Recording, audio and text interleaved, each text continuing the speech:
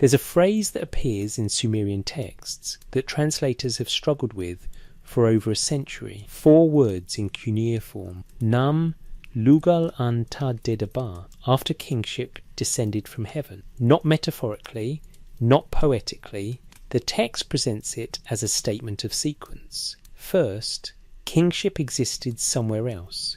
Then it came here. This phrase opens the Sumerian king list, carved onto a clay prism that now sits in Oxford's Ashmolean Museum. Catalogue number WB444, the Weld Blundell Prism. And what follows that opening line rewrites everything we assume about the Anunnaki. Because the texts don't describe gods who created civilization, they describe survivors who restored it. The evidence has been sitting in museum collections for a century. Thousands of cuneiform tablets, instructions for building, medical procedures, astronomical calculations, legal frameworks, all presented not as inventions, but as knowledge being passed down, preserved, remembered from before the flood that nearly erased everything.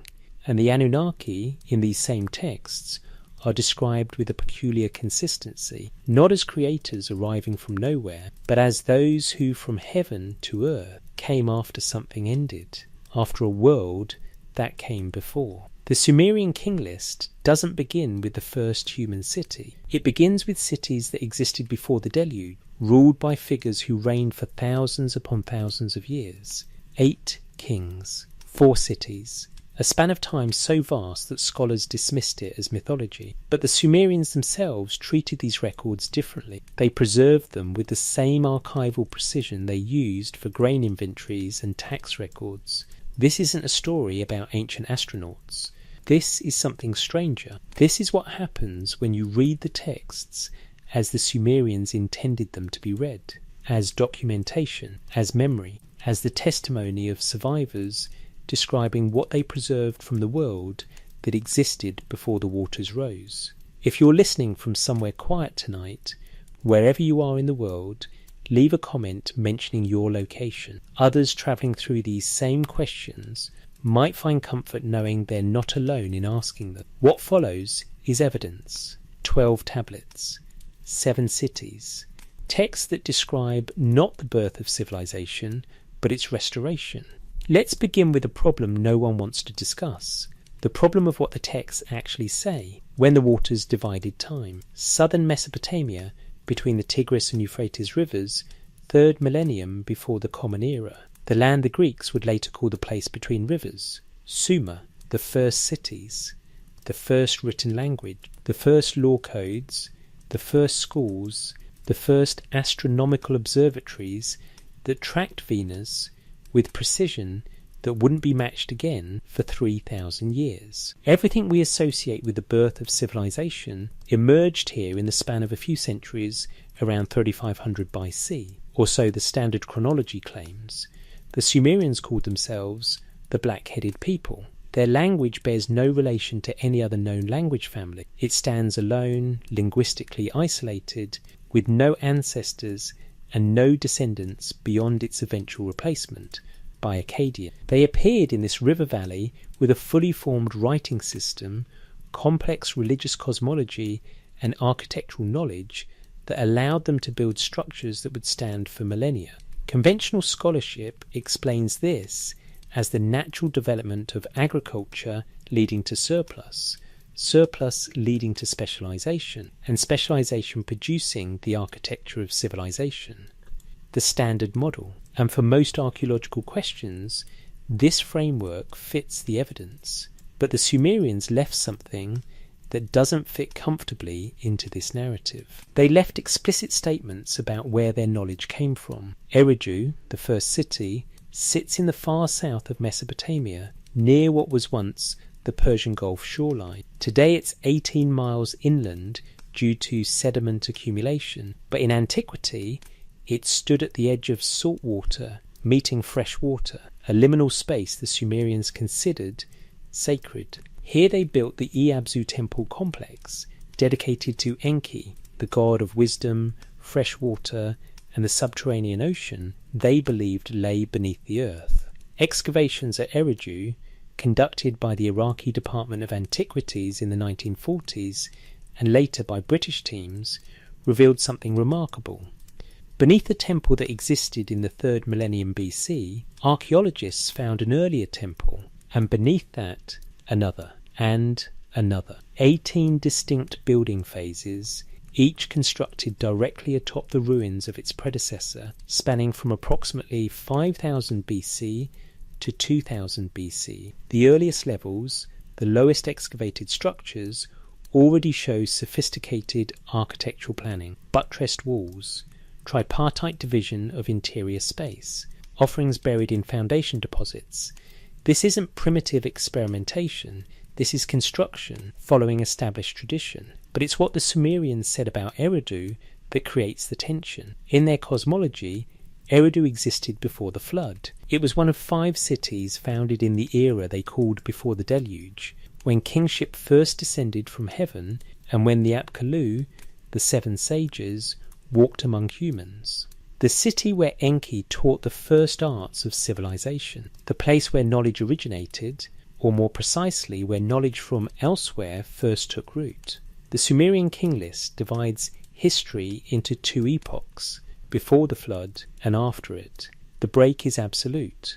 The text states this plainly, then the flood swept over. After the flood had swept over, and the kingship had descended from heaven a second time. The kingship had descended once before. It had existed. And then something ended it. And then it had to be restored. The Eridu Genesis, preserved on tablet CBS 29673 in the University of Pennsylvania Museum, provides more detail. The tablet dates to the 17th century BC, but the composition it records is older, perhaps by 1,000 years. The text is fragmentary. The top third is gone, lost to time and damage. What remains begins in the middle of the narrative, but what survives is enough. It describes the creation of humans, the establishment of 5 cities, Eridu, Bad-Tibira, Lhasa, Sippar, and Shuruppak, the assignment of divine patrons to each, the decision by the gods, led by Enlil, to destroy humanity with a flood because their noise disturbs the divine rest, the warning given to Ziusudra, the king of Shuruppak, who builds a massive boat and survives the 7-day deluge, the waters receding, Ziusudra making offerings to the sun god Utu, and finally, the restoration of order. This isn't presented as parable. The text locates these events geographically. Real cities, some of which have been excavated, real rivers, real places. The narrative framework treats the flood as a historical boundary, a point in time when the continuity of civilization broke and had to be re-established.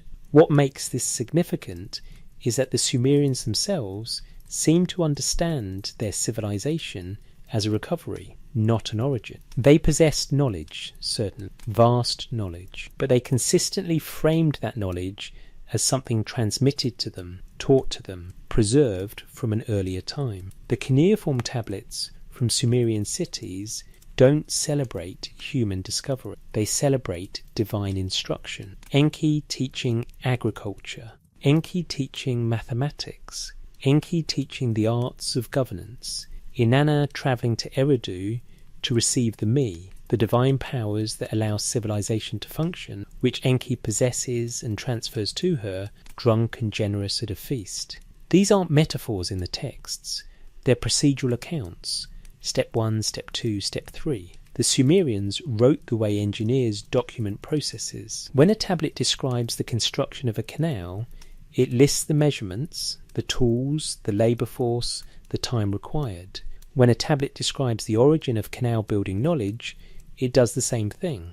Source, Enki. Transmission method, the Apkallu. Recipient, the city rulers. This creates a specific problem for interpretation. If we read these texts as mythology, we can dismiss the implications. Stories told around fires, poetic explanations for why humans know what they know, cultural narratives that bind communities through shared cosmology. This is the safe reading, the academic reading, and for many texts it's probably correct. But the Sumerians didn't write like mythologists, they wrote like accountants. Their literary texts, their religious poetry, their epic narratives all employ a characteristic style, repetition for emphasis, formulaic phrasing, careful structure. But underneath the poetic conventions, there's always the precision of people who count things, people who measure, people who document. When the Sumerian king list states that Alulim ruled Eridu for 28,800 years, it provides a number, not a long time, not many generations, a specific figure. When it states that Enmen-Luana ruled Bad Tibira for 43,200 years, again a precise number. 8 kings total before the flood, exact reign lengths, exact cities, and then the flood, and then the list resumes. But the reign lengths change dramatically. Suddenly, kings rule for decades, not millennia, a few centuries at most. The post-flood section reads like normal historical chronicle, realistic spans that match archaeological evidence for actual rulers whose names appear on monuments and seal impressions. The text treats the pre-flood section differently in longevity, but not in style. It's the same kind of list, same grammatical structure, same archival tone. The Sumerians who compiled this document didn't mark the antediluvian reigns as legendary or symbolic. They presented them as the same kind of record as the later kings whose historicity we can verify. This is the dissonance at the heart of Sumerian texts.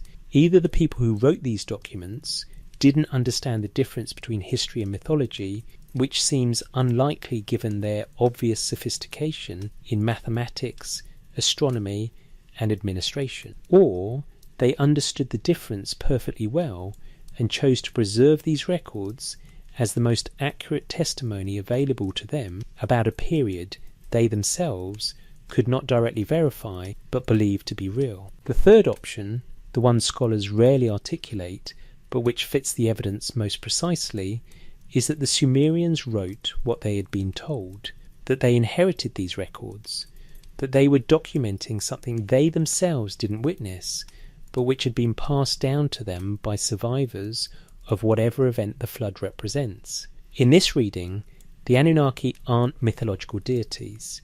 They're the sources of the transmission, the ones who came after the disaster, the ones who retained knowledge from before. The texts say this if you read them without the assumption that ancient people couldn't possibly mean what they wrote. Tablet WB 444, the Weld Blundell Prism, is the most complete version of the Sumerian king list. It's a clay prism, roughly 8 inches tall, with 4 columns of text running down each side. Herbert Weld Blundell, a British antiquarian, acquired it in 1922 from a dealer who claimed it came from Lhasa, though the exact find spot remains uncertain. The prism dates to approximately 1817 BC, making it one of the youngest copies of the list, but the composition itself is far older. The prism now sits in a climate-controlled case in Oxford, its surface covered with hundreds of tiny wedge-shaped impressions. Cuneiform, the writing system the Sumerians developed to track grain shipments and temple offerings, later adapted to record everything from love poems to astronomical predictions. The text begins without preamble. After kingship descended from heaven, the kingship was in Eridu, from heaven. The Sumerian term is Anta, from the sky or from above. Not metaphorical heaven in the sense of a spiritual realm, but the physical sky, the place where the sun and moon and stars move. Then the list names the first king, Alulim, 2,800 years, or in some versions 28,800 years, depending on whether the scribes were recording in units that represent actual years or some other chronological measurement we no longer understand. After Alulim came Al-Algar, 36,000 years. After Al-Algar, Enmen-Luana of Bad Tibira, 43,200 years, and so on through 8 kings across 4 cities, until Ziusudra, the flood hero, whose reign length isn't preserved in WB 444, but appears in other versions. Then the formula, the flood swept over. After the flood had swept over, when the kingship was lowered from heaven, the kingship was in Kish. The flood is the boundary. Before it, unimaginable lengths of time. After it, the resumption of history at a human scale. Something changed at that boundary. And what came after, according to the texts, was restoration, not creation, restoration. The knowledge that built Sumerian civilization, in their own telling, came from those who remembered what existed before, from survivors who carried memory across the deluge. This isn't speculation. This is what the tablets state, over and over in different texts, from different cities, across centuries of preserved writings. The question isn't whether the texts say this. The question is whether we're willing to take them at their word. The problem no translation can solve. The phrase that opens the Sumerian king list has troubled translators since the 1920s, when the text was first published by Stephen Langdon at Oxford. 4 words. Namlugal an Tadi Dabar. Word by word, Namlugal means kingship, the abstract concept of rule and governance. An means heaven or sky. Ta is the ablative case marker, indicating movement away from a source. Diabar is a compound verbal form meaning to descend or to be lowered, with additional markers indicating completed action in the past. Literally, kingship from heaven descended when, standard English translation, after kingship descended from heaven. The problem isn't linguistic mechanics. The Sumerian grammar is straightforward. The vocabulary is clear. The issue is ontological. What does it mean for kingship to descend? If kingship is just a concept, an abstract social organisation, then descending from heaven must be metaphorical, divine legitimation. The idea that rulers derive authority from gods rather than human consensus. This is the conventional interpretation. It fits comfortably into what we know about ancient Near Eastern political theology, where kings regularly claimed divine appointment. But the Sumerian text doesn't say the gods appointed kings, it says kingship itself descended. The thing, not the approval of the thing, the institution as a complete system. And it says this happened at a specific moment, before Eridu had kings, before any city had kings, before humans had organised themselves into the hierarchical structures that kingship requires. There was a before state when kingship existed somewhere else, and an after state when it existed here. The ablative case marker ta indicates source and origin. In Sumerian, you use ta when describing where something comes from: water from a well, grain from a storehouse, a traveller from another city. The grammar implies transfer from one location to another, not metaphorical bestowal. Thorkild Jacobsen, the Danish Sumerologist, who revolutionised understanding of Mesopotamian thought in the mid-20th century, translated the phrase, but noted its peculiar concreteness. Kingship descends like an object being lowered on a rope, he observed, like something physical moving from one place to another. Later scholars have tried various readings to soften this. When kingship was first established, when the institution of monarchy began, when divine rule was manifested on earth. Each translation adds interpretive distance between the Sumerian grammar and its most literal meaning. But the Sumerians used abstract language frequently and competently. They had ways to express concepts like beginning or establishing or manifesting. They chose didi, to descend, to be lowered down. The verb they used for objects falling from the sky, for ropes lowering water buckets into wells, for soldiers scaling down walls. The text says what it says, and what immediately follows reinforces the literal reading. The kingship was in Eridu. Not kingship began in Eridu or kingship arose in Eridu. The locative structure, kingship was in a place, like a physical thing that can have a location. Then the list names the first king and his impossibly long reign, then the second king, then the statement, 2 kings ruled for 64,800 years. These aren't round numbers. Sumerian mathematics used a base 60 system, and numbers like 28,800 and 64,800 are significant within that framework. They're measurements, not estimates. The difference between saying a long time ago and saying exactly 241,200 years ago. One is poetic, the other is archival. The Weld-Blundell prism gives the total for the antediluvian period, 241,200 years, or in some calculation methods, 456,000 years, depending on how you interpret the numerical notations. Either way, the sum of 8 rains across 4 cities before the flood washed it all away. Scholars have proposed various explanations. Perhaps the numbers represent something other than years, months, days, generations, symbolic perfection numbers encoding theological meaning, astronomical cycles. None of these solutions quite works when you apply them consistently across the text. If you convert the numbers to months, you get kings ruling for thousands of months, which is still thousands of years. If you interpret them as symbolic, you have to explain why the post-flood section uses normal chronology. If you treat them as astronomical, you still have to account for why the Sumerians recorded them in a king list rather than astronomical tablets. The simplest reading, the one that requires the fewest additional assumptions, is that the Sumerians inherited a tradition that claimed these were the reigns of actual rulers from a time period so remote that the numbers themselves seemed impossible to later scribes, but were preserved anyway, because the tradition demanded it. This happens in oral traditions. Information gets transmitted with extreme conservatism even when later generations don't fully understand the original context. You preserve the teaching exactly as received, even if parts of it seem strange, because accuracy matters more than comprehensibility. The Sumerian king list shows signs of this kind of faithful transmission. Multiple copies of the text exist, found in different cities, dating to different periods across several centuries. The antediluvian section remains remarkably consistent across these versions.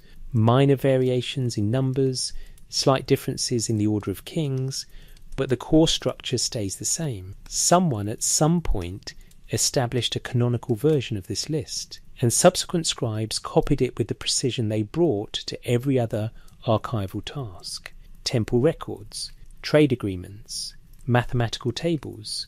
The antediluvian king list received the same careful treatment. This suggests the Sumerians themselves took it seriously, not as poetic fancy, as record. The other textual evidence supports this interpretation. When Sumerian literary texts reference the pre-flood era, they treat it as historical background. The instructions of Shurupak, a wisdom text dating to around 2600 BC, begins by placing itself explicitly in that time frame, in those days, in those far remote times, in those nights, in those faraway nights, in those years, in those far remote years. The repetition hammers the point. Remote times. Not mythic times, not once upon a time. Remote, meaning distant but real. The text then names the speaker, Shurupak, son of Ubar-Tutu, giving advice to his sons Yasudra, the flood hero. These are the same names that appear in the Sumerian king list. Ubar-Tutu, the 7th antediluvian king, ruling Shurupak. His sons Yasudra, the 8th king, who survives the deluge. The instructions of Shurupak presents itself as a text originating before the flood, preserved through the disaster, transmitted down through generations as the oldest wisdom literature in human possession. The content of the instructions isn't mythological, it's practical ethics. Don't steal, don't murder, don't bear false witness, don't marry a prostitute, don't cut down a date palm that provides shade, preserve your good name. The advice sounds almost mundane in its moral clarity, the kind of wisdom literature that appears in every culture. What makes it remarkable is the frame. This isn't generic ancient wisdom, this is specifically pre-flood wisdom, preserved by a survivor, written down by scribes who believed they were documenting genuine archival testimony from before the catastrophe. The same pattern repeats across Sumerian literature, references to the time before the flood as a known historical period. The flood as a boundary event, catastrophic but not world-ending, because survivors carried knowledge across it, and those survivors, or their immediate descendants, as the sources of the civilization that emerged afterward. The Eridu Genesis makes this explicit. After Ziusudra survives the flood and makes offerings to Utu the sun god, the text describes Enlil's reaction. Enlil, who had wanted to destroy humanity completely, discovers that Ziusudra lived through the deluge. Initially angry, Enlil eventually accepts the survival and grants Ziusudra and his wife eternal life, placing them in Dilmun, the paradisal land at the edge of the world. Then the text resumes the narrative of human civilization, not starting over from nothing, rebuilding, restoring the cities, re-establishing the institutions, the kingship descending from heaven a second time, the text says, because it had descended once before, existed before, and now needed to be restored after the interruption. This is the consistent testimony of multiple Sumerian texts from multiple cities across multiple centuries. Civilization existed before. Disaster struck. Survivors preserved what they could. The world rebuilt based on transmitted knowledge. And the Anunnaki appear in these same texts, not as creators speaking into void, but as figures present during the restoration, as teachers, as sources of knowledge, as those who from heaven to earth came. The phrase Anunnaki itself carries meaning. Anunna or Anunnaku in Sumerian, and again heaven or sky. Unna or Naku meaning princely seed or offspring of the prince. The term identifies lineage, descent, origin. They are called the offspring of An, the sky god, not metaphorically his children, but specifically identified by genealogical relationship. The texts that list the Anunnaki name their parentage, their siblings, their own offspring. They exist within family structures, with relationships that span generations. In the Atrahasis epic, preserved on tablets from the British Museum collection, including the extensive Old Babylonian version, numbered 189, 0426-236, the Anunnaki appear before the creation of humans. They are digging irrigation canals, performing the hard labour of making the land habitable. They complain about the work, they rebel, and in response, the gods Enki and Ninhursag create humans specifically to take over these labouring tasks, mixing clay with the blood of a slain god to produce the first people. This isn't a creation from nothing narrative, this is a creation for purpose narrative. The Anunnaki already exist. The earth already exists. The project of making the land productive is already underway. Humans enter the picture as a solution to a labour shortage. The sequence matters. If the Anunnaki were simply sky gods in the mythological sense, transcendent beings beyond physical reality, why are they digging canals? Why do they rebel due to exhaustion? Why do they have bodies that tire, voices that complain, needs that require fulfillment? The text described them as powerful, yes, long-lived certainly, possessing knowledge beyond early humans, absolutely, but not transcendent in the sense of existing outside physical reality. They eat. They drink. They have sexual relationships that produce offspring. Inanna seduces the mortal Dumuzi. Enki sleeps with various goddesses and mortal women. The boundaries between Anunnaki and humans are permeable. This permeability suggests something other than absolute divine transcendence. It suggests degrees of difference rather than categorical separation. More advanced, not fundamentally other. And if the Anunnaki are understood not as metaphysical gods, but as survivors from the pre-flood world, possessors of pre-flood knowledge, figures who came down from somewhere else after the disaster, then their role in the text makes different sense. They teach because they remember. They provide knowledge because they retained it. They establish civilization because they're restoring it, building again what they knew before. The Sumerian texts don't argue this interpretation, they simply present the information. Kingship descended from heaven. The Anunnaki came down to earth. The flood separated before from after. Survivors transmitted knowledge. Cities were founded again. What we do with that information remains an open question. But the text itself says what it says, in grammar that doesn't permit much interpretive flexibility, preserved with archival precision across centuries. After kingship descended from heaven, 4 words that might mean exactly what they seem to mean. 8 names from before. The antediluvian section of the Sumerian king list names 8 rulers across 4 cities.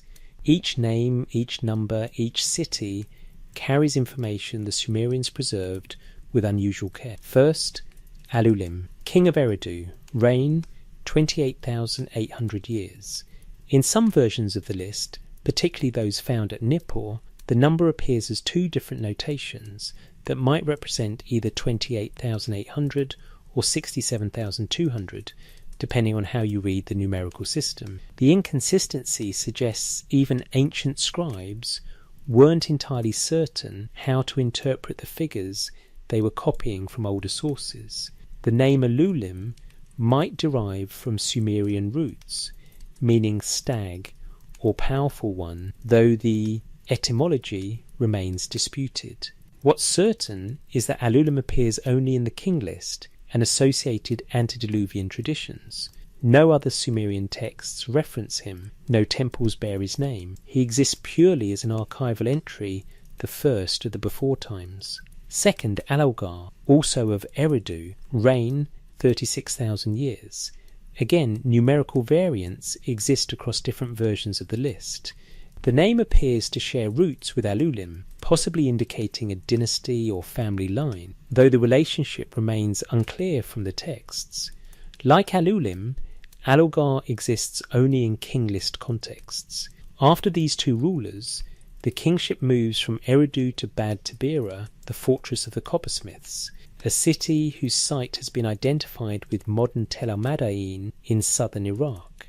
Excavations there have revealed occupation layers dating back to the 4th millennium BC, confirming the city's antiquity even if not its specific role in the antediluvian period. Third, Enmen-Luana, king of Bad Tibera, reign 43,200 years. The name translates roughly as Lord whose crown is suitable, employing the Sumerian title En, which denotes religious authority as well as political rulership. This is the first of the antediluvian kings whose name contains recognizable Sumerian linguistic elements that appear in later historical contexts. Fourth, Enmen-Galana, also of Bad Tibera, reign 28,800 years, matching Alulim's tenure. The name means Lord of the Great Crown, nearly identical in structure and meaning to his predecessor. This parallel naming suggests either a genuine dynasty with traditional throne names or a formulaic element in the tradition's transmission. Fifth, the divine Dumuzi, a shepherd from Bad Tibera, reign 36,000 years.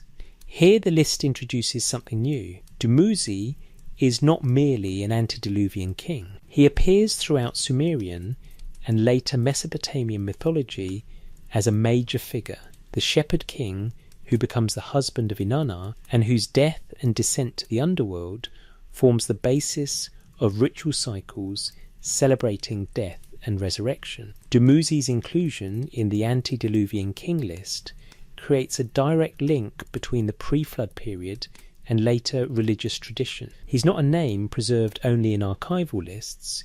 He's a figure who continued to matter, whose story remains central to Sumerian spiritual life for thousands of years after the composition of the king list. This suggests the king list isn't simply mythological fabrication. If you were inventing a list of legendary ancient kings, you wouldn't insert a figure who appears in completely different textual contexts with his own elaborate mythology. Dumuzi's presence in the list indicates the tradition recognised him as an actual antediluvian figure whose historical existence preceded his later theological significance. After Dumuzi, the kingship moves to Larsa, another southern Mesopotamian city whose site, modern Tel es-Senkre, has been extensively excavated, revealing occupation from the Ubaid period through the Old Babylonian era. Sixth, Ensipa-Zid-Ana, king of Larsa, reign 28,800 years. The name translates as Lord Faithful, Shepherd of Heaven, again employing the end title and pastoral imagery. Shepherding appears repeatedly in the antediluvian king list, reflecting either the actual economic basis of pre-flood civilization or the symbolic importance of the shepherd role in early Mesopotamian kingship. Then kingship moves to Sippar, the city of the sun god, located north of the other antediluvian cities near modern Baghdad. Sippar held particular significance in Mesopotamian tradition as the city of Shamash-Utu, the sun god, and as a centre of scribal learning and astronomical observation. 7th Enmenjarana, king of Sippar, reigned 21,000 years, notably shorter than most of his predecessors. The name means Lord of the Bond between heaven and earth, and here we encounter another figure who transcends mere kingless preservation. Enmenjarana, also called Enmejaranki in Akkadian sources, appears in later Mesopotamian tradition as the founder of divination, the first human taught to read omens and interpret the will of the gods. The gods Shamash and Adad took him into their assembly, showed him the tablet of the gods, taught him the secrets of heaven and earth, gave him the divine tablet stylus, and instructed him in mathematics and astrology. These traditions about Enmejaranki appear in texts 1,000 years younger than the king list, but they identify him specifically as the 7th antediluvian king, maintaining his position in the sequence. His role as mediator between heaven and earth, between divine knowledge and human understanding, makes his name particularly significant. Lord of the bond between heaven and earth isn't generic titulature, it's a job description. The biblical parallels here have not gone unnoticed by scholars.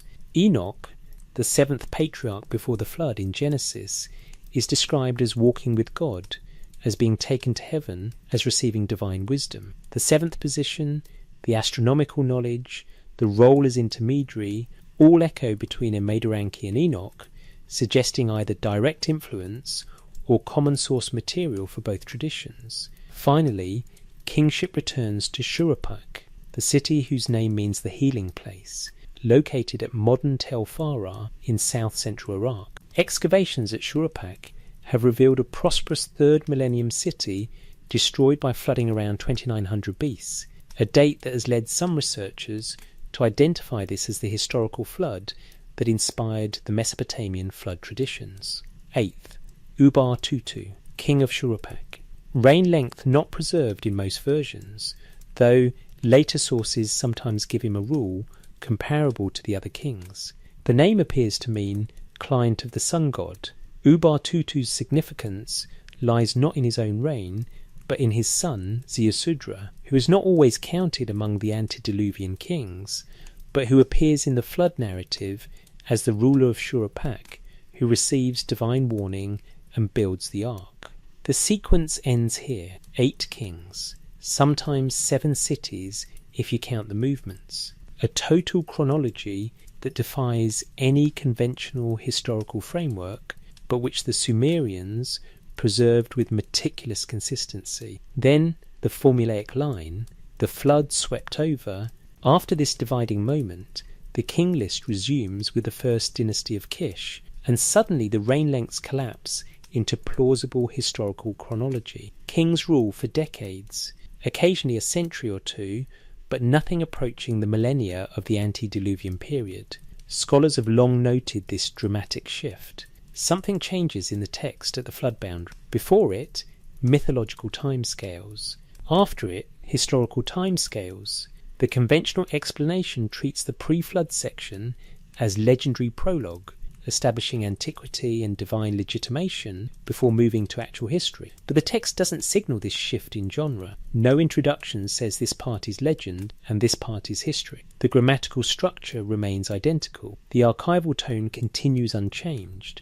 Only the numbers shift. What if the shift in numbers reflects not a shift from myth to history, but a shift in the nature of time itself, as experienced or measured across the flood boundary? This sounds mystical, but consider what it might mean practically. If the antediluvian period really did span vast ages, under conditions radically different from the post-flood world, if longevity was genuinely different, if the human experience of aging operated under different biological or environmental rules, then the numbers might be exactly what they claim to be, accurate records that seem impossible only because we're interpreting them through the lens of our current biological limits. Alternatively, if the numbers represent not individual lifespans, but dynasties, or if each king is actually a title passed through many generations, the figures become more comprehensible. But this still requires explaining why the post-flood section switches to individual reigns. Or, third possibility, the numbers are accurate records of what the tradition claimed, and the tradition itself was transmitted by survivors who preserved these figures as received from pre-flood sources, even though post-flood observers found them as incredible as modern scholars do. The instructions of Shurupak, that wisdom text dating to the mid-3rd millennium BC, identifies its speaker as Shurupak's son of Ubar-Tutu, placing the composition explicitly in the generation before the flood. The text itself shows no signs of being regarded as mythological by the Sumerians who copied it. Multiple versions exist, recovered from different cities, showing the text remained in active use for centuries as practical wisdom literature. If the instructions of Shurupak is genuine pre-flood material, preserved through the disaster, then the king list's preservation of names like Ubar-Tutu and Ziusudra reflects the same archival impulse. These were the last rulers before the catastrophe. Their names and the names of those who came before them were preserved because survivors knew them, taught them, ensured the memory didn't die in the waters. The Apkallu tradition, those 7 sages who brought civilization before the flood, lists 7 figures paired with the 7 antediluvian kings in later Mesopotamian sources. The first Apkallu, named Uana or Adapa, was associated with Alulim of Eridu, each subsequent sage paired with a subsequent king. These sages were explicitly identified as coming from the sea, from the Abzu, the subterranean waters that Enki ruled.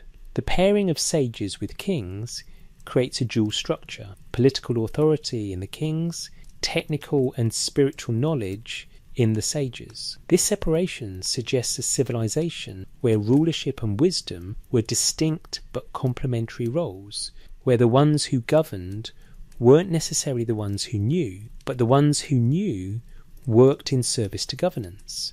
After the flood, Mesopotamian texts say the role of the Apkallu was taken over by human sages, by scribes and priests, who had learned from the originals but who were themselves merely human. The age of the divine sages ended at the flood.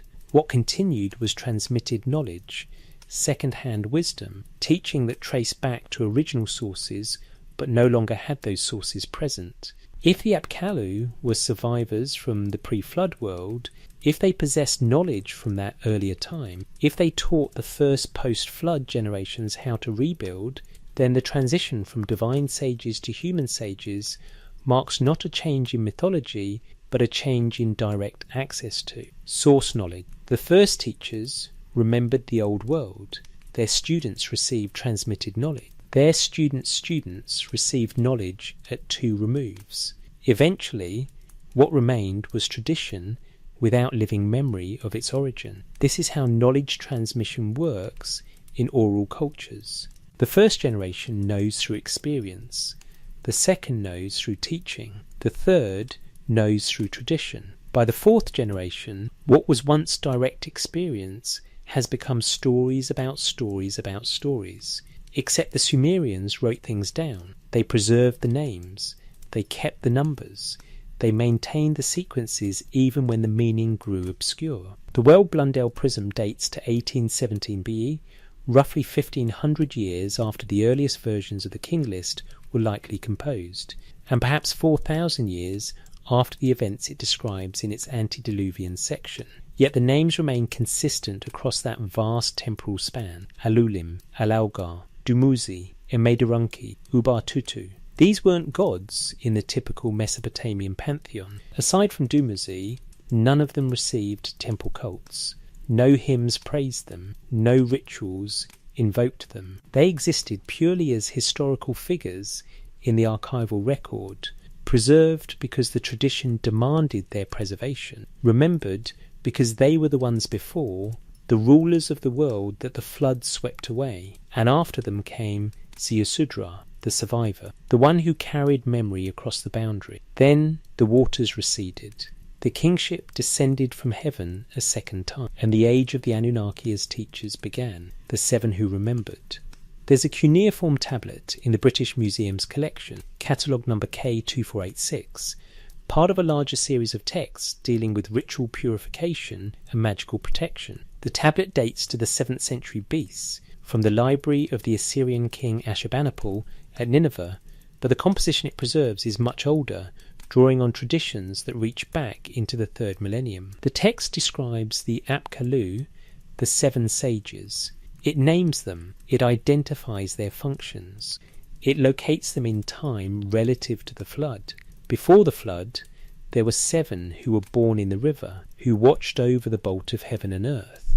Born in the river, not created in heaven, not appearing from nowhere, but emerging from the water, from the Abzu, the fresh water ocean that the Sumerians believed lay beneath the earth's surface and fed the rivers that made their civilization possible. The text continues, naming each sage: Uwana, who completed the designs of heaven and earth; Uwaneduga, endowed with comprehensive intelligence; Enmeduga, to whom a good fate was allotted; Enmegalamma, who was born in a house; Enmebuluga, who grew up in pasture; and Enlilda, the exorcist of the city of Eridu; Utuabzu, who ascended to heaven. 7 names, 7 figures, 7 specialists whose knowledge encompassed everything from architecture to divination, from agriculture to ascending to heaven itself. The text explicitly places 6 of these sages before the flood. The 7th, Utuabzu, is sometimes counted as the final pre-flood sage, sometimes as transitional. After the flood, the tradition says no more true Apkallu appeared. Instead, human sages took over their functions, scribes trained in the old knowledge, but no longer possessing the direct access the originals had. In later Mesopotamian sources, particularly those from the 1st millennium BC, the Apkallu become increasingly elaborated. They're depicted in art as hybrid creatures, fishmen or birdmen wearing the skin of a fish like a cloak, a visual representation of their emergence from the waters. But the earliest references to them in Sumerian sources from the 3rd and early 2nd millennium describe them more straightforwardly as sages, as teachers, as the sources of civilizational knowledge. Berossus, the Babylonian priest who wrote in Greek for a Hellenistic audience around 280 BC, preserved traditions about the first of these sages under the name Oannes. His account, surviving only in fragments quoted by later historians like Alexander Polyhistor, describes a creature emerging from the Persian Gulf, a being with the body of a fish, but human head, arms and legs beneath the fish skin. This creature came to the shore at Eridu during the reign of Alulim, the first king. Onus Berossus writes, spent the days teaching humans.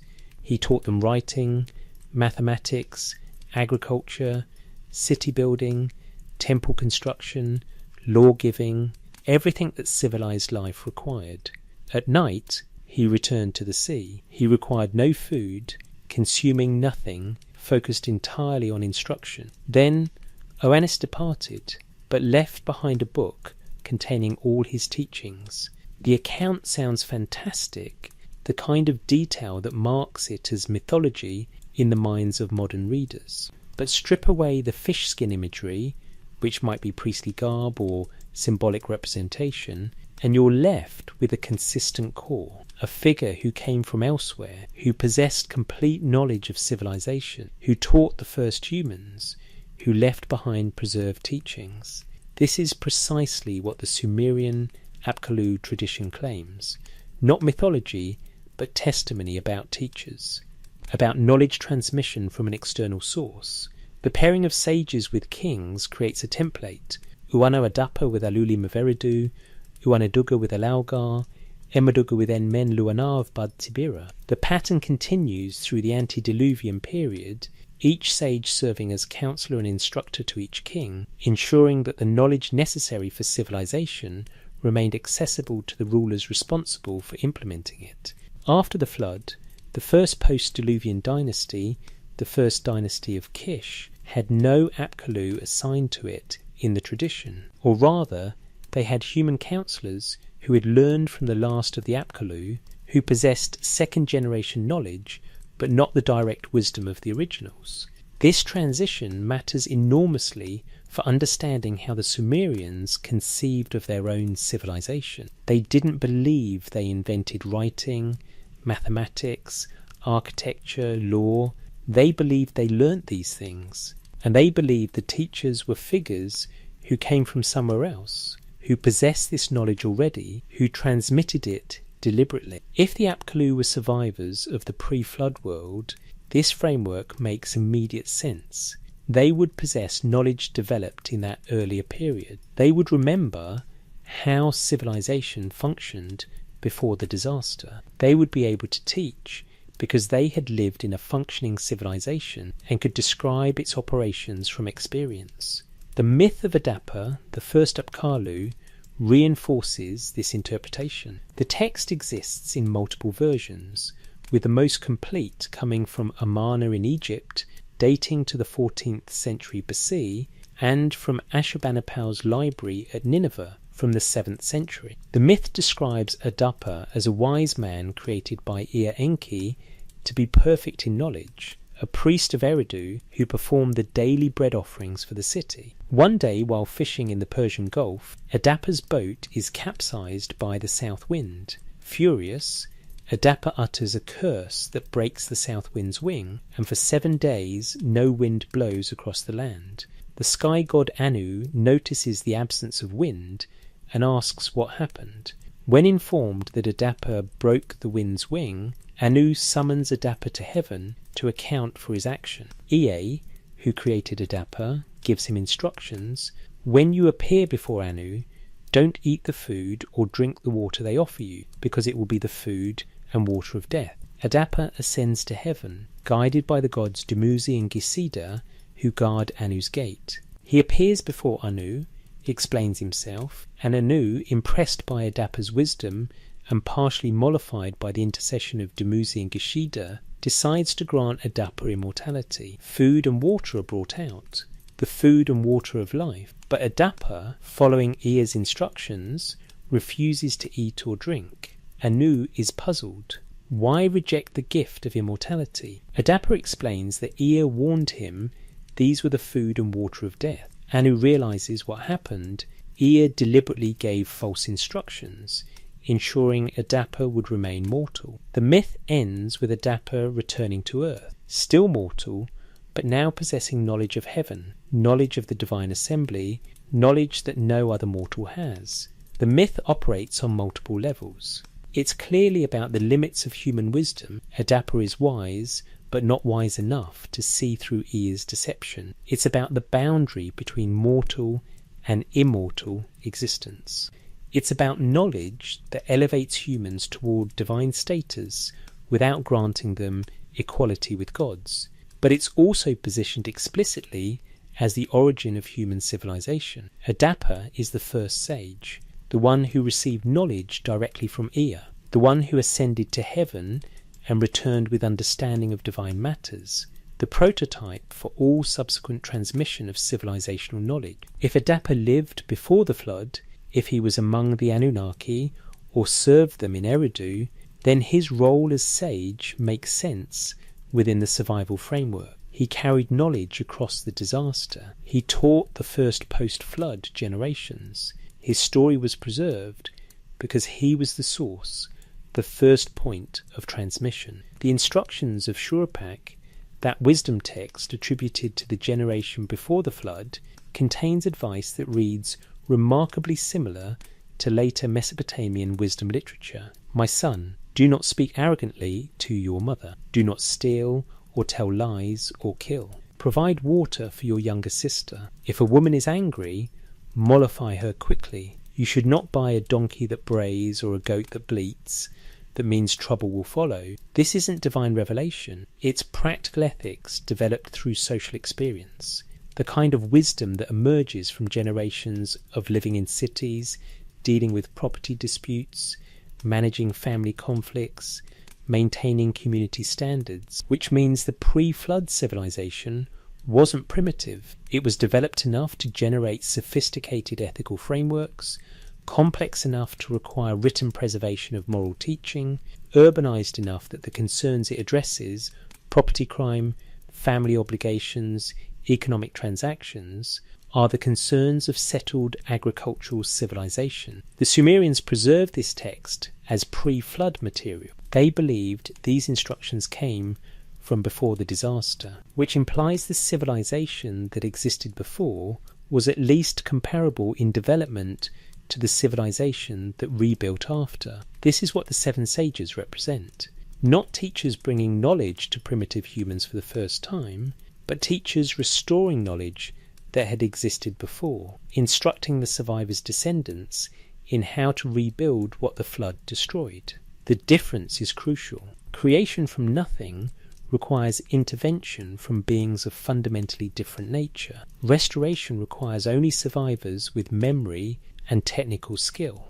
The Anunnaki in this reading aren't gods creating civilization ex nihilo, they're survivors restoring it from memory. The texts describe them arriving from heaven, but heaven might mean many things. It might mean from the sky in a literal sense. It might mean from elevated places, from mountains where some survived while lowlands flooded. It might mean from places of authority, from centres of pre-flood power that retain knowledge. The Sumerian word An means sky, but also high and above. The linguistic ambiguity permits multiple readings. What's consistent is the sense of origin from elsewhere, of coming from a place that wasn't here, bringing knowledge that wasn't yet present in the devastated lands.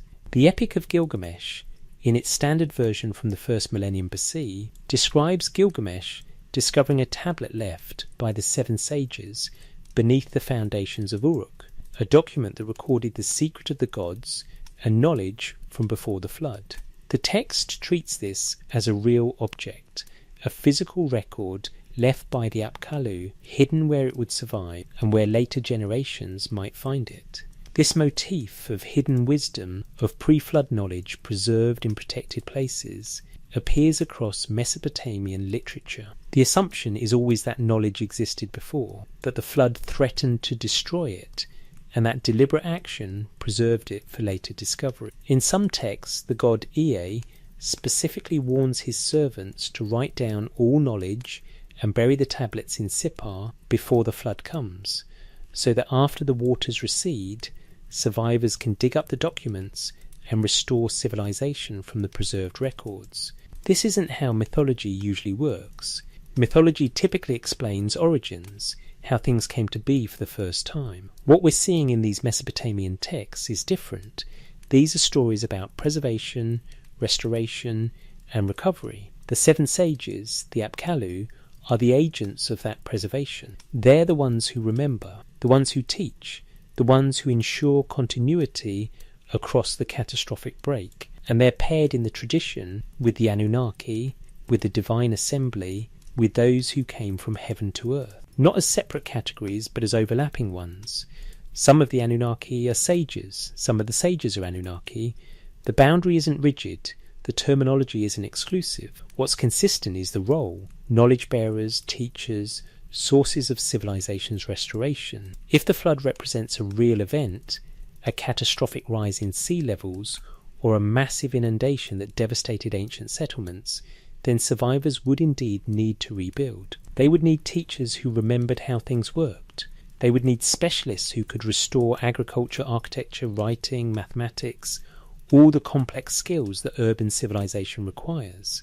And if those teachers were themselves survivors from the drowned world, if they represented the educated elite, the priesthood, the scribal class, the technical specialists who managed to escape the disaster, then their role as civilizational founders in the rebuilt world would be exactly what? The texts describe not gods, survivors with knowledge, which is what the texts actually say once you read them without the assumption that ancient people always spoke in metaphor. What heaven gave to earth. In the Louvre Museum in Paris, there's a clay tablet catalogued as AO 464, dating to approximately 1700 BC. The text inscribed on it is a hymn to Inanna, the goddess of love and war, describing her journey to Eridu to visit her grandfather Enki, god of wisdom and fresh water. The hymn is celebratory, ritualistic in tone, but embedded in the poetic language is a detailed transaction. Inanna comes to Eridu. Enki greets her, orders a feast prepared, brings out beer, lots of beer. As the evening progresses and the beer flows, Enki becomes generous. He offers Inanna gifts. Specifically, he offers her the me. The me, in Sumerian cosmology, are difficult to translate with a single English word. The term appears across hundreds of texts spanning millennia of Mesopotamian literature. Sometimes it's rendered as divine powers, sometimes as cosmic principles, sometimes as cultural offices or attributes of civilization. But what the texts actually describe are transferable objects, things you can possess, things you can lose, things you can steal. Inanna, over the course of the feast, receives more than 100 me from the increasingly drunk Enki. The text lists them: kingship, godship, the exalted crown, the throne of kingship, the sceptre, the staff, the sword, the bow and quiver, sexual intercourse, prostitution, the art of lovemaking, deceit, rebellion, justice, judgment, counselling, music-making, eldership, heroism, power, enmity, straightforwardness, destruction of cities, lamentation, rejoicing, falsehood, fear, outcry, the troubled heart. The list continues: architecture, leatherworking, metalworking, writing, woodworking, weaving, descent to the underworld, ascent from the underworld, the various priestly offices, the art of attention, the kindling of strife, the kindle of fire, the putting out of fire. This isn't mythology in the sense of abstract cosmic forces. These are specific skills, specific social roles, specific technologies, concrete capabilities that allow civilization to function. And they're transferable. Enki possesses them. Inanna receives them. She loads them onto her boat, the boat of heaven, and begins sailing back to Uruk. When Enki sobers up the next morning, he realizes what he's done. He sends his servant to retrieve the me to stop Inanna before she escapes with them. But Inanna's minister Ninshubba protects the boat, and through 6 successive attempts, the me remain with Inanna. She successfully transports them to Uruk, where she distributes them, establishing her city as the centre of culture and power. The text treats this as the origin of Uruk's greatness. Not that Uruk invented these capabilities, but that Uruk received them from elsewhere, from Eridu, the first city where Enki had kept them. The question the myth raises is, where did Enki get them? The text doesn't say. Enki simply possesses the me. He has them in Eridu. He controls them. He can give them away. If the me existed before Enki possessed them, if they're remnants of pre-flood civilization, if they represent codified knowledge that survived the disaster, then Enki's role shifts from creator to curator. He's not the source. He's the keeper, the one who preserved what existed before. This interpretation finds support in other texts where the me are described as ancient, as originating in the Abzu, the subterranean ocean that predates current creation. Enki rules the Abzu. He dwells there. The me reside there with him. In the Eridu Genesis, the creation of humans and the establishment of the first cities happen quickly, almost procedurally. The gods decide humans are needed. Nincha, the birth goddess, creates them. Cities are immediately founded. Kings are immediately installed. Civilization is up and running within a few lines of text. There's no struggle, no gradual development, no slow evolution from simple to complex. The full apparatus of civilization appears complete. This narrative structure matches what you'd expect if you were describing restoration rather than invention. If someone is rebuilding a system they already understand, they can implement it quickly. They know what's needed, how it fits together, what order to proceed in. Contrast this with how innovation actually works. Trial and error, failed attempts, gradual refinement over generations. The archaeological record of most civilizations shows this progression. Pottery gets more sophisticated over centuries. Writing systems evolve from simple to complex. Agricultural techniques improve through accumulated experience. But the Sumerian evidence shows something different. The earliest levels of writing at Uruk, from around 3200 BC, are already sophisticated. Thousands of signs, complex grammatical structures, administrative terminology for temple economies. It's not primitive proto-writing. It's a functional system capable of recording complex transactions. Within a few centuries, Sumerian mathematics includes place value notation, fractional calculation, geometric formulas for areas and volumes. The earliest mathematical tablets show teachers working through standardized problems with students, suggesting an established curriculum, formal instruction, systematic knowledge transmission. Astronomy, medicine, law, in every domain, the earliest Sumerian evidence shows unexpected sophistication, not crude beginnings, but developed systems already in use. The standard explanation is that we're missing the earlier development phases, that the archaeological record has gaps, that the gradual evolution happened but hasn't been preserved or hasn't been found yet. This is certainly possible. Much of southern Mesopotamia remains unexcavated, and early sites are often buried under meters of alluvial deposits. But what if the Sumerian texts are right? What if civilization didn't slowly evolve in the Tigris-Euphrates Valley? What if it was imported, transferred, taught by those who already knew? The me concept embodies this possibility, knowledge as portable objects. Civilization as a set of capabilities you can acquire, learn, receive from those who possess them. Every me listed in the Inanna and Enki myth is a specific skill or social institution that a society needs. None of them are metaphysical abstractions. All of them are practical. You need metalworking to make tools. You need writing to keep records. You need legal judgment to resolve disputes. You need kingship to organise collective action. These are the constituents of complex civilization. And the myth says they came from Eridu, the first city, the place where Enki dwelt, the location that Sumerian tradition consistently identifies as the point of origin. Eridu, according to the Sumerian king list, existed before the flood.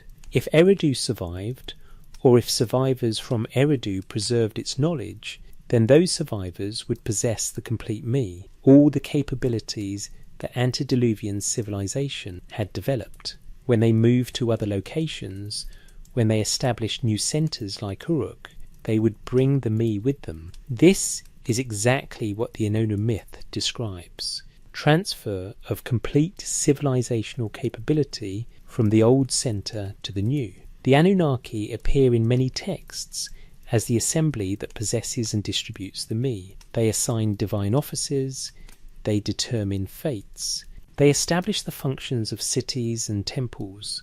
Their role is administrative, managerial, concerned with maintaining the structure that allows civilization to operate. In the Atrahasis epic, when the Anunnaki complain about the burden of labour, when they rebel against digging canals and maintaining irrigation, the solution is the creation of humans to take over these tasks. But the Anunnaki still direct the work. They still possess the knowledge of how canals should be dug, where water should flow, what crops to plant. They're not doing the physical labour, but they retain the technical expertise. This is the distinction between knowledge workers and manual labourers, between those who plan and those who execute, between managers and workers. If the Anunnaki were survivors from a more advanced pre-flood civilization, this role distribution makes practical sense. They would know how irrigation works, how cities function, what agriculture requires.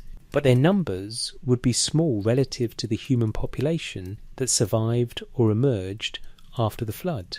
They would need labour forces to implement their knowledge at scale. The creation of humans in Mesopotamian mythology isn't humans coming into existence for the first time. Humans already existed. The creation is the creation of civilized humans, of people capable of organised labour, of populations adapted to urban life. In the Atrahasis, the birth goddess Nintu creates humans by mixing clay with the blood of an executed god. The text specifies that the god's personality or consciousness or intelligence, the Akkadian word is mu, meaning understanding or rationality, is mixed into the clay. What results are beings who can comprehend instruction, follow directions, learn skills. This isn't describing biological creation. This is describing the emergence of behavioural modernity, the point when humans become capable of civilization. And it happens under the direction of the Anunnaki, with their knowledge according to their plan. If you read this as mythology about gods creating humans from nothing, the story is imaginative but disconnected from anything we can verify. If you read it as survivors describing how they taught and organised post-flood populations, how they imparted the mean necessary for civilization, the text becomes historical testimony filtered through symbolic language. The me themselves might have been physical objects, not metaphysical powers, but actual records, cuneiform tablets recording mathematical procedures, agricultural calendars, legal precedents, architectural plans, medical treatments, the knowledge encoded in writable form, preservable across generations, teachable to anyone who learned to read. The Sumerians stored vast numbers of tablets in temple libraries and palace archives. Tens of thousands have been recovered, representing only a fraction of what existed. These tablets weren't sacred texts in the religious sense. They were technical manuals, reference works, educational curricula. If the Anunnaki or the Apkallu preserved such tablets from before the flood, if they hid them in protected locations, as some texts describe, then after the flood they could retrieve these records and use them to teach. The me would be literal tablets, literal books, containing the specifications for how civilization operates. This reading makes the Inanna myth surprisingly concrete. Enki has tablets in Eridu, perhaps the largest preserved library from before the flood. Inanna, wanting to establish Uruk as a major centre, needs access to this knowledge. She goes to Eridu, persuades Enki to give her copies of key tablets, and transports them back to Uruk. There they're copied further, taught from, distributed. The myth preserves the transaction in symbolic language, beer and boats and divine powers, but the underlying reality might be straightforward knowledge transfer through the movement of written records. The Epic of Gilgamesh references tablets from before the flood multiple times. When Gilgamesh returns from his quest for immortality, having failed to achieve eternal life, the text notes that he nonetheless brought back knowledge of the antediluvian world, which he recorded and placed in the walls of Uruk. Knowledge from Utnapishtim, the flood survivor, about how things were before. These references create a consistent pattern. Pre-flood knowledge existed. Some was destroyed. Some was preserved. Survivors and their descendants sought out this preserved knowledge, recovered it, studied it, used it to rebuild. The me are what that preserved knowledge contained. Everything you need to know to run a civilization. And the Anunnaki, in their role as knowledge bearers, as those who came from the earlier world, as survivors of what the flood swept away, were the ones who possessed this knowledge and transmitted it, not because they were gods beyond human comprehension, because they were the educated survivors of a destroyed civilization, doing what refugees have always done when they flee disaster, preserving what they can, teaching their children, rebuilding what was lost. The Sumerians recorded this process. They preserved the names, they kept the traditions, they maintained the memory of receiving knowledge from those who came before, which is precisely what you'd expect if it actually happened. The man who walked in paradise. Ziusudra's name appears across multiple texts from multiple periods. In Sumerian, he's Ziusudra. In Akkadian, he becomes Utnapishtim. In the Eridu Genesis, in the Sumerian King List, in the Gilgamesh epic, the same figure, the man who survived the flood. The most complete account appears in Tablet 11 of the standard Babylonian version of the Epic of Gilgamesh, the version from Ashurbanipal's library at Nineveh. dating to the 7th century BC, but composed much earlier, drawing on Sumerian sources from the 3rd millennium. Gilgamesh, devastated by the death of his friend Enkidu, seeks out Utnapishtim to learn the secret of eternal life. Utnapishtim is the only mortal who has achieved immortality, granted to him by the gods after he survived the deluge. Gilgamesh travels through darkness, crosses the waters of death, and finally reaches the distant shore where Utnapishtim dwells in paradise with his wife. And there, Utnapishtim tells the story. The gods decided to destroy humanity. Enlil, chief of the divine assembly, couldn't sleep because human noise disturbed him. He persuaded the other gods that the solution was annihilation. A flood would sweep over the earth, washing away cities and people, returning the world to silence. But Ea, the god of wisdom, opposed this plan. Unable to directly defy the assembly's decision, Ea warned Utnapishtim through a reed wall, speaking to the house while Utnapishtim listened inside. "Tear down your house," Ea told him, "build a boat, abandon wealth, seek life, take aboard the seed of all living things." Ea gave precise specifications. The boat should be square, equal in length and width and height. It should have 7 levels. It should be divided into 9 compartments. Its hull should be sealed with bitumen inside and out. Utnapishtim followed these instructions exactly, building a massive vessel, then loading his family, his possessions, silver and gold, animals of every kind, craftsmen with their skills. Then the storm came. For 6 days and 6 nights, wind and flood and darkness covered everything. On the 7th day, the storm ceased. Utnapishtim opened a hatch, looked out, saw water extending in every direction. The boat had grounded on a mountain. After 7 more days, Utnapishtim released a dove. It flew, found no place to land, returned to the boat. He released a swallow, same result. Finally he released a raven. The raven flew, saw the waters receding, fed on carrion, didn't return. Utnapishtim disembarked, made offerings to the gods. The gods smelled the sweet savour of the sacrifice and gathered. Enlil arrived, furious that humans survived. How did any escape? Who revealed the secret? He confessed. He had warned Utnapishtim, not by speaking directly, but by giving hints that Utnapishtim was wise enough to understand. He argued that destroying all humanity for the noise they made was excessive. Enlil should have sent plague or famine or wild beasts, selective punishments, rather than total annihilation. Enlil, mollified by this argument, and impressed that Utnapishtim had succeeded in surviving, granted him and his wife immortality. But they could not remain among humans.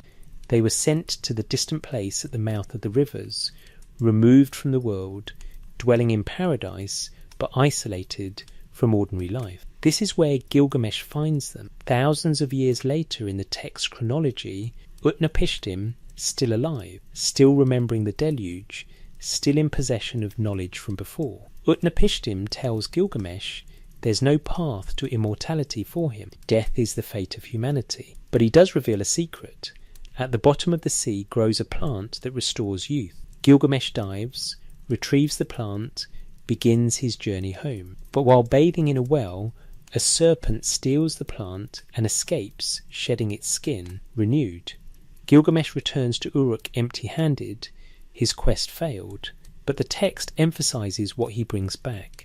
Knowledge, the story of the flood, testimony from one who witnessed the old world, understanding of what came before. The Gilgamesh epic frames this knowledge as valuable even though it doesn't grant what Gilgamesh sought, to know the past, to understand where civilization came from, to hear testimony from a survivor of the catastrophe that divided time. This is presented as significant knowledge, worth preserving, worth recording. And recorded it was, copied and recopied for thousands of years, translated from Sumerian into Akkadian, from Akkadian into Hittite, circulating across the ancient Near East as a defining narrative. The Eridu Genesis provides different details, but the same structure. Ziusudra receives warning, builds a boat, survives 7 days of storm, makes offerings to Utu, the sun god, is granted eternal life and placed in Dilmun, the paradisial land to the east where the sun rises. The Atrahasis epic expands the context, explaining the pre-flood population growth, the divine annoyance at human noise, the debate among the gods about what to do. In this version, Atrahasis, another name for the flood hero, is explicitly described as exceptionally wise, which is why Ea chooses to warn him rather than someone else. Across all versions, the hero survives not through physical strength, but through wisdom, through understanding the warning, through following instructions precisely. And the god's decision to grant immortality comes not as reward for survival alone, but recognition that this person possessed special knowledge, special capability, special understanding that set him apart. If Ziusudra Utnapishtim Atrahasis was actually a historical figure, a ruler of Shuruppak who survived a catastrophic flood event around the end of the 4th millennium or beginning of the 3rd millennium BC, then his survival and his preservation of pre-flood knowledge would make him exactly the kind of figure these texts describe. Not a god, not a mythological hero, an educated survivor who rebuilt. The instructions of Shuruppak position themselves as advice from Ziusudra's father to Ziusudra himself, making Ziusudra the recipient of pre-flood wisdom, the last heir to the antediluvian tradition. When the flood came, he would have carried this wisdom with him, preserved it, taught it to his descendants. The texts consistently describe Ziusudra as a king, not a common person. Kings in Mesopotamian society weren't just political rulers. They were managers of temple economies, overseers of irrigation projects, maintainers of law and order, employers of scribes and specialists. A king would have access to the technical knowledge civilization requires: record-keeping, mathematics, engineering, logistics. If Shuruppak faced a massive flood, and if its ruler managed to escape with a core group of people and material goods, that ruler would be positioned to lead reconstruction efforts. He would know how cities function, what's required to rebuild, how to organise labour and resources. The survival wouldn't be miraculous in the supernatural sense. It would be miraculous in the human sense. The right person with the right knowledge managing to escape catastrophe and apply that knowledge to start again. The detail of the boat's construction in all versions suggests transmission of actual technical specifications, not imaginative invention. Measurements are given, materials specified, construction sequence detailed. The boat isn't a vague floating object, it's an engineered solution to a specific problem, surviving a flood while transporting people, animals and goods. Bitumen waterproofing, multiple decks, compartmentalization, ventilation hatches. These are practical design features. The dimensions, though variable across different texts, consistently describe a large rectangular vessel, something like a barge, rather than a ship designed for sailing. This makes sense for the described function. You don't need to sail if you're just staying afloat during a flood. You need stability, buoyancy, sufficient capacity. A large flat-bottomed barge maximizes all these. Archaeological evidence shows massive flooding in southern Mesopotamia around 2900 BC, with several cities showing destruction layers from water damage at approximately this period. Shuruppak itself was abandoned after being flooded, its population relocating to nearby areas. Whether this was the flood of tradition or one of several major inundations that accumulated into cultural memory of the flood remains debated. But some flood event or events clearly happened, severe enough to leave archaeological traces and to be remembered as civilizational rupture. And if someone like Ziusudra survived, built a boat, saved people and knowledge and animals, then the traditions about him become historical testimony, however mythologized over millennia of transmission. The placement of immortal Ziusudra in Dilmun is geographically suggestive. Dilmun, likely corresponding to Bahrain and the eastern Arabian coast, was a known trading partner for Mesopotamian cities, accessible by sea, prosperous and distinct. If Ziusudra's descendants settled in Dilmun, if they maintained connections with Mesopotamia while developing independently, then the tradition of the flood hero dwelling in a distant paradise has a practical referent. The immortality might mean dynasty, lineage continuity, maintained presence across generations.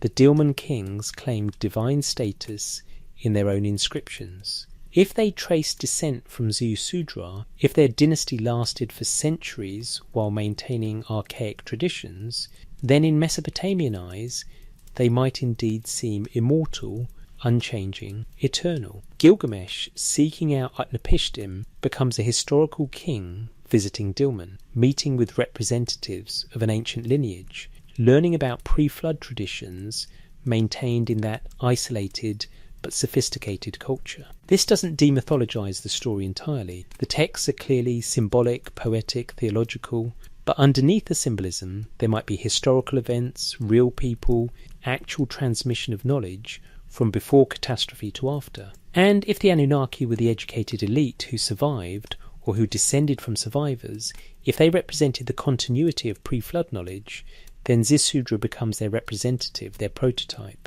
the first among the survivors who rebuilt. The texts call him the preserver of the seed of mankind, not creator, preserver, one who maintained continuity, which is exactly what survivors do, what the tablets actually say. The British Museum holds tablet K3473, a fragment of the Enuma Elish, the Babylonian creation epic. The tablet dates to the 7th century BC from Nineveh, but preserves a composition hundreds of years older. The Enuma Elish describes the ordering of the cosmos, the establishment of divine hierarchy, the assignment of roles and functions to gods, and it names the Anunnaki, not as creators of the world. That role belongs to Marduk in this Babylonian version, or to Enlil in earlier Sumerian versions. The Anunnaki appear as the divine assembly, the council that judges fates, the collective body that maintains cosmic order. Tablet 6 of the Enuma Elish describes Marduk's creation of humans.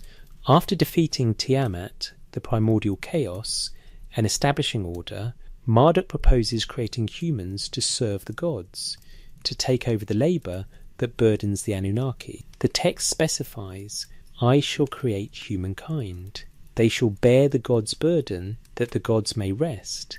Then comes a crucial detail. Ea questions which god should die to provide the material for human creation. Chingu, who instigated Tiamat's rebellion, is identified as the culprit. Chingu is executed. His blood is used, mixed with clay, to create humanity. The Anunnaki participate in this process, but they don't initiate it. They're not the prime movers. They're beneficiaries of the creation, relieved of their burden, elevated to supervisory roles while humans perform the necessary labour. This hierarchical structure appears consistently across Mesopotamian texts.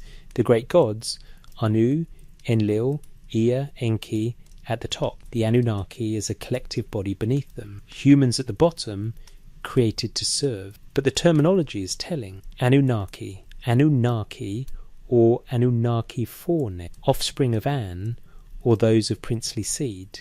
Not gods in the generic sense, but specifically descendants, a genealogical category. Tablet 1 of the Enuma Elish traces the ancestry. Before anything existed, there were Apsu and Tiamat, the primordial freshwater and saltwater. From their mingling emerged the first generation of gods, Lahmu and Lahamu. From these came Anshar and Kishar. From these came Anu the sky. Anu generates offspring, including Ea Enki.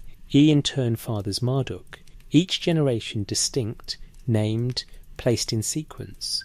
The Anunnaki are identified as descendants of Anu, which places them in this genealogy as a collective group, possibly representing multiple generations, definitely representing divine but not ultimate divine status.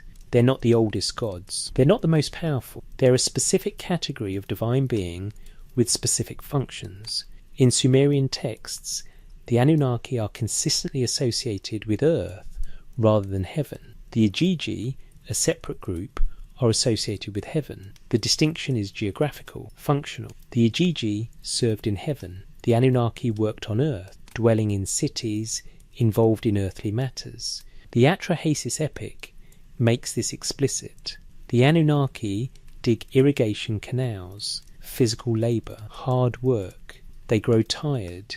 They complain. They eventually rebel against the god assigned to supervise them, burning their tools and marching to Enlil's gate, demanding relief. This is not how transcendent deities behave in mythology. Transcendent gods don't dig ditches. They don't rebel due to fatigue. They don't burn tools in labour protests. The Anunnaki in the Atrahasis are workers, skilled workers, evidently, capable of the sophisticated engineering that canal systems require, but workers nonetheless, subject to exhaustion, needing rest, demanding better conditions. Their rebellion succeeds because they have legitimate grievances. The text portrays them sympathetically. The solution isn't punishment, but accommodation, creating humans to share the burden. If you read this as mythology about gods, it's bizarre. If you read it as historical testimony about labour disputes during reconstruction of civilization after a catastrophe, it makes immediate sense. The Anunnaki are the technical specialists, the educated survivors who possess the knowledge to build irrigation. But their numbers are limited. The work is vast, and they need help. The solution is training the broader human population, elevating them to civilizational capability, creating workers who can follow instruction and implement plans. The creation of civilized humans is the process of teaching, training, organizing populations into productive labor forces. The Sumerian term for human in these contexts is often El, which means person or man, but also specifically means worker or subject in economic texts. The distinction between Anunnaki and El might be less about fundamental nature and more about role, education and position in the social hierarchy. In the Inanna and Enki myth, the Me include kingship and godship as separate items in the list of civilizational capabilities.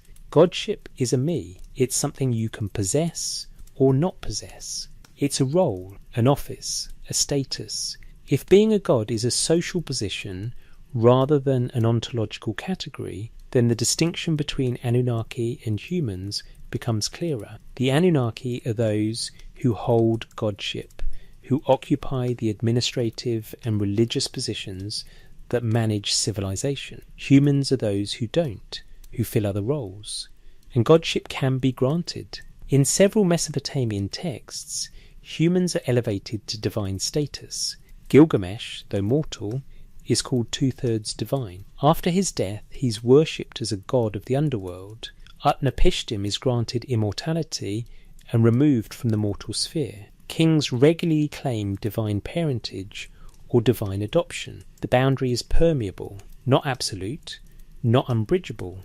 This permeability shows most clearly in the Apkallu tradition. The sages are called born in the river, emerging from the Abzu, but later texts identify some Apkallu as human, or as semi-divine, or as transitional figures between divine and human. The first Apkallu, Yuana Adapa, is created by Ea, but serves in Eridu as a priest. He's exceptional, but not transcendent, wise but not omniscient, mortal but granted special knowledge. The pairing of Apkallu with antediluvian kings creates a dual structure where both parties are necessary. Kings without sages lack knowledge. Sages without kings lack authority to implement knowledge. Together they constitute functional governance. This is a very human arrangement. Administrators and advisors, rulers and counsellors, political authority and technical expertise. The structure of organised civilization. If the Anunnaki were survivors or descendants of survivors from a pre-flood civilization, and if they possessed the knowledge that civilization had accumulated, they would naturally occupy these roles, not because they're fundamentally different beings, but because they have education, training, social position, maintain traditions. The term descended from heaven might be literal in the sense of coming from elevated places, from mountains or highlands where some settlements survived while lowlands flooded. Or it might mean descended from the previous age, from the before times, carrying legitimacy through ancestral connection. Or it might mean exactly what it says, they came from the sky. But sky might not mean outer space. It might mean from above, in a directional sense, from somewhere that's not here, from elsewhere. The texts don't explain because the audience already knew. You don't explain obvious things to contemporary readers. You only explain when explaining is needed. The Sumerians writing these texts knew what from heaven meant. They knew what Anunnaki meant. The terminology was clear to them. What's unclear is whether they meant it literally or symbolically, whether the words carry concrete reference or metaphorical weight. But the consistency across hundreds of texts, across thousands of years, suggests the terminology meant something specific, something understood, something that made sense within Sumerian cosmology and history. And what the texts consistently describe is knowledge transmission from an earlier source, from before the flood, from those who remembered, or who were descended from those who remembered, to the post-flood civilization that rebuilt, the Anunnaki as the agents of that transmission, as survivors, as knowledge keepers, as teachers who remembered the world before the waters rose. Not aliens from another planet, that's a modern interpretation imposed on ancient texts. Not metaphysical forces, that's theological abstraction. Not pure mythology, that's dismissive categorization. What if they were exactly what the texts describe? People from before, survivors with knowledge, who taught, who rebuilt, who preserved memory. The simplest reading, the one that requires no additional assumptions, the one that takes the Sumerians at their word. The impossible knowledge question. In the University of Pennsylvania Museum, there's a tablet catalogued as CBS 19761, dating to approximately 2500 BCE. It's a mathematical text from Shuruppak, containing calculation exercises for students learning to measure fields, calculate areas, compute volumes. The mathematics isn't primitive. The tablet employs a base 60 numerical system with place value notation, a sophisticated approach that allows representation of arbitrarily large or small numbers with finite symbols. The same system, fundamentally, that we use when we divide hours into 60 minutes and minutes into 60 seconds.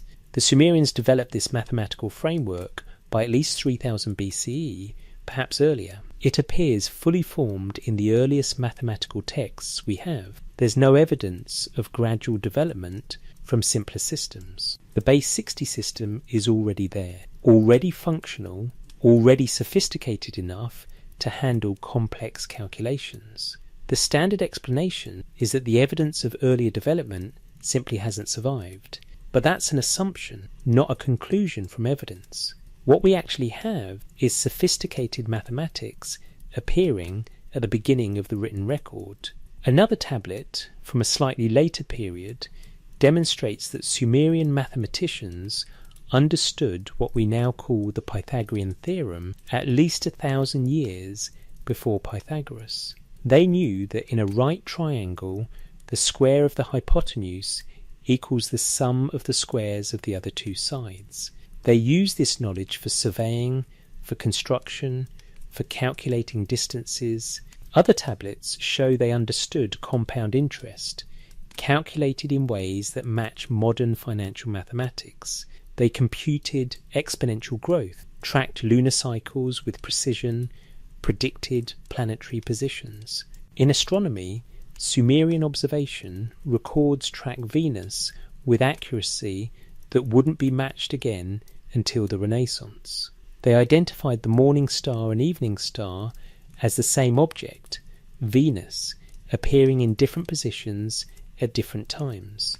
They understood that planets were distinct from stars, that they followed different paths through the sky. They developed the zodiac, dividing the ecliptic into 12 sections corresponding to star groupings, establishing the framework that's still used in astrology today. Whether you believe astrology has validity or not, The astronomical observations underlying the system are sophisticated, requiring generations of patient skywatching and record-keeping. Sumerian architecture demonstrates advanced engineering. Ziggurats, massive stepped temple platforms, required sophisticated understanding of load-bearing, materials science, construction sequencing. The largest ziggurats used millions of mud bricks, fired and unfired, arranged in precise patterns with adequate drainage, foundation preparation, structural reinforcement.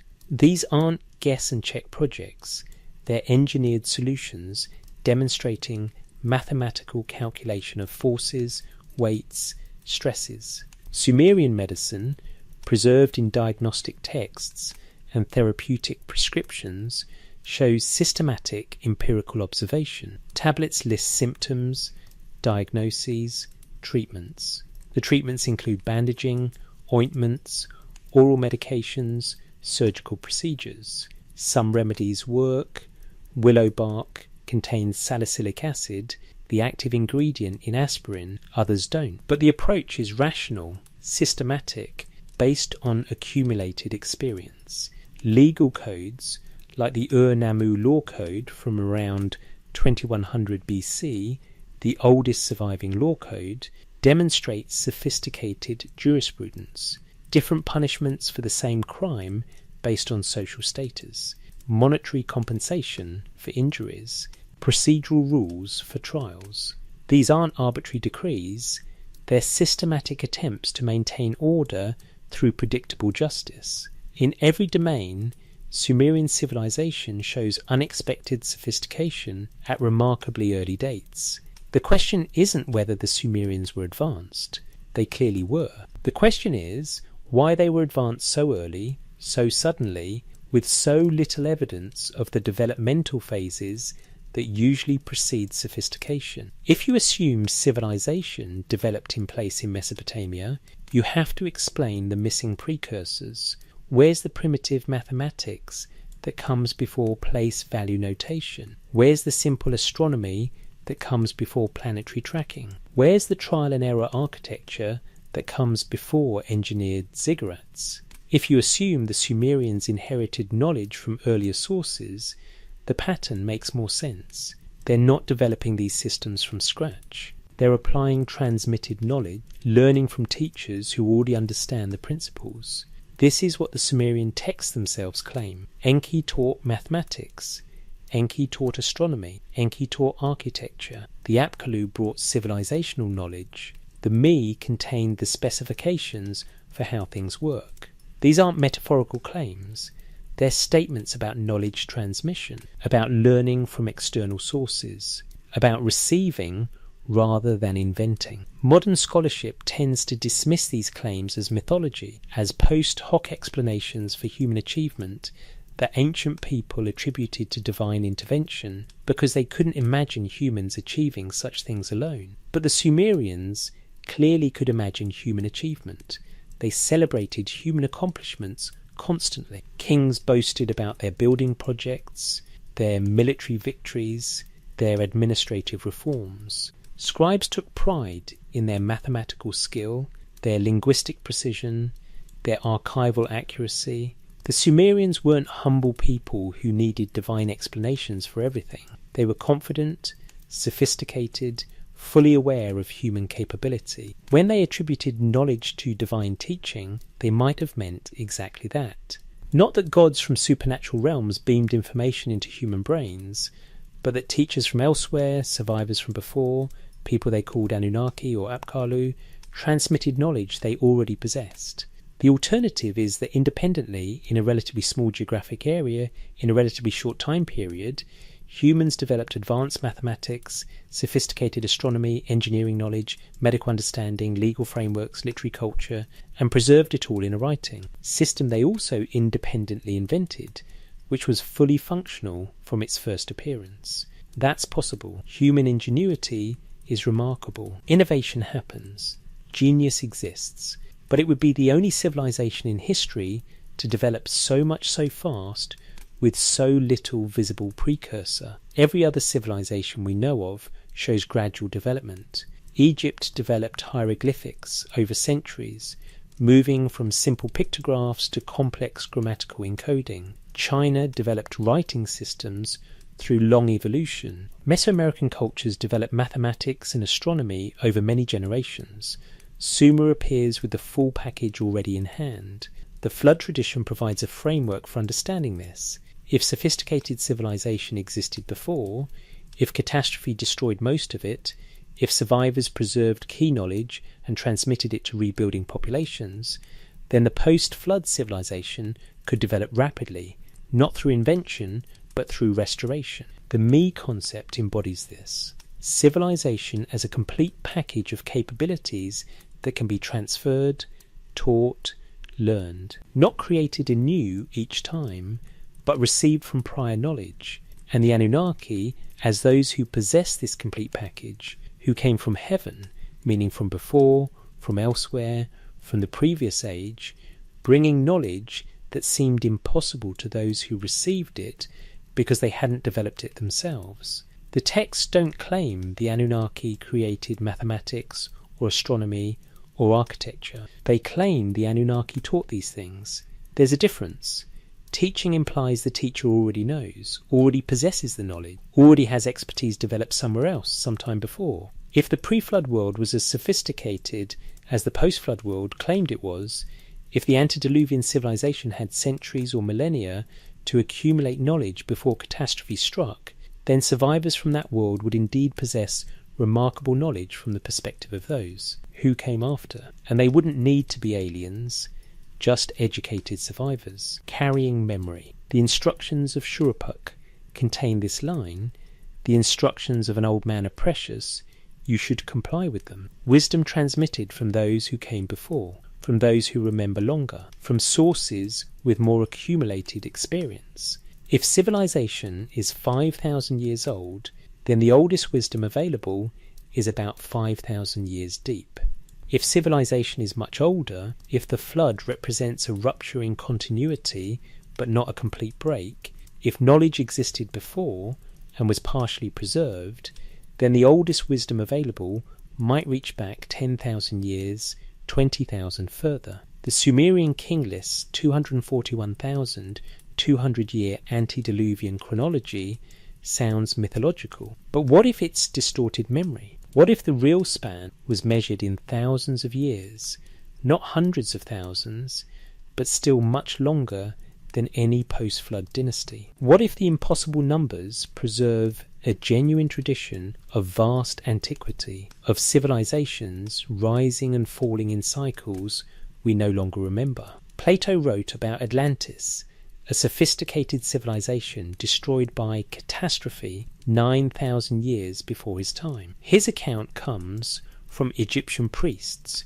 who claimed their records went back far beyond Greek memory. Whether Atlantis is historical, symbolic, or complete fiction remains debated, but the motif appears across cultures: memory of earlier sophistication destroyed and lost. Flood myths exist globally with remarkable consistency in details: a warning given to one wise person, construction of a boat, survival of a remnant, restoration after the waters recede. From Mesopotamia to India to Greece to the Americas, the story repeats with local variations. Either these are independent inventions, humans everywhere imagining the same catastrophe, or they're distorted memories of actual events, transmitted across millennia until they merge into the mythological narratives we have. The Sumerian version is the oldest written form. If it's based on actual events, if Ziusudra was a real survivor, if the Anunnaki were real survivors, or their descendants, then the knowledge they possessed and transmitted wasn't impossible. It was simply preserved from before, which makes the Sumerians not the first civilization, but the first we have complete records from, the first that survived into the documentary era, the heir to something older that didn't survive except in memory and transmitted knowledge. This isn't provable. The evidence is suggestive, not conclusive, but it fits the pattern the texts describe better than the alternatives, and it treats the Sumerians as reliable witnesses to their own traditions, rather than as primitive mythologists who couldn't tell truth from fantasy. 3 ways to read the same words. The evidence presented so far permits multiple interpretations, each internally consistent, each fitting different assumptions about the nature of ancient texts and the reliability of ancient testimony. First interpretation, pure mythology. The Sumerian texts are imaginative literature, religious cosmology, stories told to explain origins and provide cultural identity. The Anunnaki are gods in the standard theological sense, transcendent beings who exist only in belief and ritual, not in historical reality. The antediluvian period is legendary time, establishing deep antiquity for civilization, providing divine legitimation for kingship. The sophisticated knowledge the Sumerians possessed, they developed themselves through centuries of gradual accumulation. The missing precursor evidence hasn't been found yet, but absence of evidence isn't evidence of absence. Future excavation might reveal simpler stages of mathematics, writing, astronomy, architecture. The claims of divine teaching are mythological explanations for human achievement, no different from Greek claims that Prometheus stole fire from the gods or that Athena taught weaving. Ancient people attributed accomplishments to divine intervention because they lacked our modern understanding of how human innovation works. The flood stories, while widespread, reflect either distant memory of local flooding events that were catastrophic for particular communities but not civilization ending, or universal human anxiety about chaos and destruction, manifested in narratives of world-ending water and miraculous survival. This interpretation has the advantage of fitting conventional academic frameworks. It requires no revision of established chronology, no acceptance of anomalous evidence, no willingness to take ancient texts at literal face value when they make extraordinary claims. The disadvantage is that it must dismiss a great deal of specific detail as mere mythological elaboration. The precise numbers in the Sumerian king list become symbolic. The technical descriptions of boat construction become narrative colour. The consistent testimony across hundreds of texts from multiple cities over millennia becomes collective cultural fantasy. But humans don't usually preserve fantasy with archival precision across thousands of years. Myths evolve, change, acquire new elements, merge with other stories. The Sumerian texts show remarkable stability, suggesting they were treated as important, reliable, deserving of accurate transmission. Second interpretation, encoded wisdom. The texts contain genuine knowledge but not historical information. The Anunnaki represent principles, cosmic forces, aspects of consciousness or reality that ancient wisdom traditions understood but expressed through personification and narrative. The antediluvian period represents stages of human psychological or spiritual development. The flood is an initiatory catastrophe, a transformation of consciousness, the death of the ego and rebirth of enlightened awareness. The me are not physical objects or codified information, but states of being, capabilities of consciousness, attainments on the path to wisdom. The transfer of me from Enki to Inanna symbolizes the movement of spiritual authority, the passing of esoteric knowledge from teacher to student. The sophisticated mathematical and astronomical knowledge the Sumerians possessed came not from external teaching, but from internal realization, from expanded states of consciousness that granted direct perception of cosmic patterns. Ancient wisdom traditions, this interpretation argues, had access to knowledge through non-rational means, meditation, vision, revelation, that modern rationalism has lost. This interpretation treats the texts as simultaneously true and not historical. They're true in the sense of encoding genuine wisdom, false in the sense that the events described didn't happen as literal events. The flood isn't water, it's the dissolution of illusion. The Anunnaki aren't people, they're archetypes. This reading appeals to esoteric traditions, To those who believe ancient texts contain hidden teachings accessible only to initiates, it allows the texts to be taken seriously while still rejecting their literal claims. The disadvantage is that it requires importing interpretive frameworks from outside the texts themselves. Nothing in the Sumerian tablets suggests they should be read as encoded spiritual allegory rather than as straightforward description of events as the writers understood them. The psychological or mystical interpretation is imposed, not derived, and it leaves unexplained why the Sumerians would go to such lengths to preserve names, numbers, genealogies, geographic locations, if these were merely symbolic. Symbols don't need that level of concrete detail. Allegories can be general. The specificity of the Sumerian texts suggests the writers thought the details mattered, that accuracy was important. Third interpretation, historical documentation. The Sumerian texts preserved genuine historical memory transmitted across catastrophic disruption, recording actual events and actual people, however distorted by millennia of oral tradition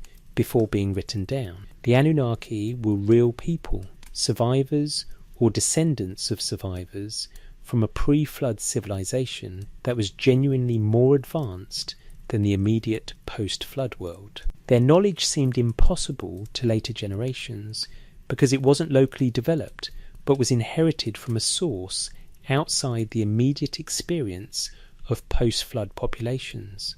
The antediluvian period was real, though the chronology has been distorted either through numerical errors in transmission, different units of measurement, or compression of multiple generations into single figures. The essential testimony remains valid. Civilization existed before the flood, was nearly destroyed, was partially preserved by survivors who transmitted their knowledge. The flood was a real catastrophic event, probably multiple events compressed into single narratives, severe enough to destroy cities, kill populations, disrupt civilization to the point where rebuilding required deliberate teaching and knowledge transmission from those who remembered how things had worked before. The sophisticated knowledge the Sumerians possessed came partly from their own development, but also from preserved teaching, from written records that survived the disaster, or from oral traditions maintained by educated survivors who became the teachers of the rebuilding generations. This interpretation takes the text seriously as historical testimony, allowing for distortion and mythologization while maintaining that underneath the symbolic language there are memories of actual events. The advantage is parsimony. It requires no additional assumptions beyond taking the Sumerians at their word. They said kingship descended from heaven. They said the Anunnaki came from elsewhere. They said the flood divided before from after. They said knowledge was transmitted by teachers who remembered. If we assume they meant what they said, as best they understood it, the texts become testimony rather than fantasy. The disadvantage is that this interpretation challenges established chronologies, requires accepting that sophisticated civilization is older than conventional models allow, forces engagement with anomalous evidence that standard frameworks struggle to accommodate. It also requires facing the question, if pre-flood civilization was real, where's the archaeological evidence? The answer might be underwater. Sea levels have risen dramatically since the last ice age ended around 11,000 years ago. Coastal areas where early civilizations would naturally develop are now under hundreds of feet of water. We've barely begun to survey submerged continental shelves. What's buried under sediment on the ocean floor remains largely unknown. Or the answer might be under later occupation. Cities were built on cities, generation after generation. The oldest levels are the deepest, hardest to reach, often waterlogged or destroyed by later construction. Full excavation is rare. Most ancient sites remain partially unexplored. Or the answer might be lost to erosion, decay, recycling of materials. Mud brick dissolves, wood rots, organic materials vanish. What survives are stones, fired clay tablets, occasional metal objects, an entire civilization could reduce to nearly nothing in 10,000 years if its primary building materials were impermanent. Or the answer might be, we're finding it but misinterpreting it. Göbekli Tepe in Turkey, dated to 10,000 BC, shows sophisticated architecture and planning at dates conventional chronology says civilization didn't yet exist. Rather than revising the chronology, the site is treated as anomalous, an exception, unexplained. Other sites with controversial dates, with evidence that challenges standard models, are often marginalized rather than integrated into new frameworks. The question of which interpretation is correct cannot be definitively answered with current evidence. Each fits the data if you grant its assumptions. Each explains some aspects better than the others. But the choice matters. If the texts are pure mythology, we can safely dismiss their testimony about origins, treating them as cultural artifacts with no referent in reality. If they're encoded wisdom, we can seek spiritual teaching while ignoring historical claims. If they're historical documentation, we must revise our understanding of when civilization emerged and how knowledge was preserved across catastrophic change. The Sumerians themselves don't seem to have doubted which reading was correct. They treated the antediluvian kings as real rulers. They preserved the names with archival precision. They taught the traditions in scribal schools. They referenced pre-flood knowledge as a genuine resource, something that could be found in hidden tablets left by the Apkallu, something valuable and real. Perhaps they were wrong. Perhaps they mistook myth for history, unable to distinguish between the two, or perhaps they knew their own traditions better than we do, and their consistent testimony across thousands of years deserves more weight than modern skepticism. The question remains open, but the texts say what they say. And what they say is that the Anunnaki were not creators but survivors, not inventors but preservers, not gods in the metaphysical sense, but teachers who remembered the world before the flood swept it away. The question that remains: in Oxford, the Weld-Blundell prism sits in its climate-controlled case, its surface covered with wedge marks pressed into clay by a scribe nearly 4,000 years ago. The text that scribe copied was already ancient, already a tradition reaching back perhaps 1,000 years before his time, and the events described in that tradition, if they have any historical basis, reach back further still. After kingship descended from heaven. 4 words. A statement about sequence, about origin, about how civilization began, or how it began again, or how it was restored. The evidence assembled here doesn't prove the Anunnaki were survivors of an earlier world. It demonstrates that this interpretation fits the textual evidence as well as or better than conventional mythological readings. It shows that the Sumerians themselves treated their traditions as historical testimony, that they preserved names and numbers and sequences with archival precision, that they consistently described civilization as something transmitted to them by teachers who possessed knowledge from before. Whether those teachers were literal survivors of a pre-flood civilization, whether the flood represents a real catastrophic event that disrupted sophisticated urban culture, whether the antediluvian period has any correspondence to actual history, these questions cannot be answered definitively. Without archaeological evidence, we don't yet have. But the possibility exists. The texts allow it. The pattern fits it.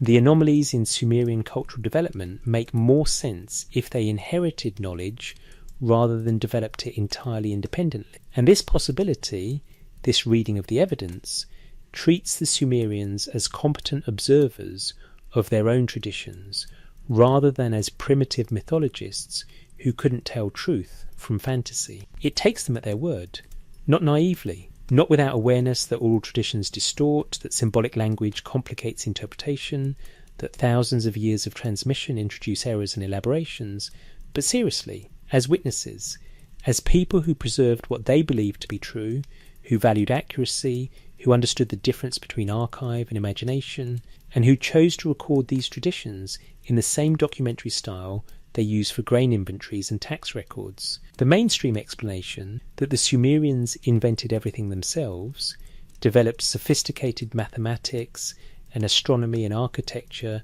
through independent innovation in a few centuries, and then attributed their achievements to divine teaching out of religious sentiment or cultural humility, requires assuming the Sumerians were either mistaken about their own history or engaged in large-scale fabrication. The alternative explanation, that they received transmitted knowledge from sources they identified as Anunnaki and Apkallu, that these sources possessed knowledge from an earlier period, that the flood represents a rupture in civilizational continuity, but not a complete break, requires assuming the Sumerians accurately preserved their traditions, and that civilization is older than conventional chronologies allow. Both interpretations make assumptions.